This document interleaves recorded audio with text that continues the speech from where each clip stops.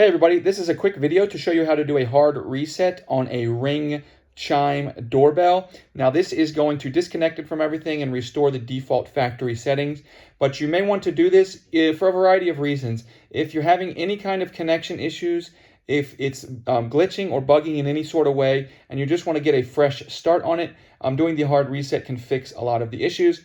Also, if you're selling this or if you just bought a used one or something like that, just doing a hard reset can help you make sure that all of the factory default settings are there. It's very easy to do. All we're going to do is we're going to come in here and press and hold this reset button for about 10 seconds.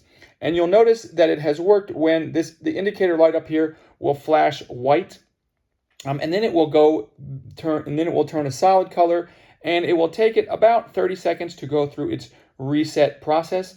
And from that point on, you can reconnect it to any devices that you want.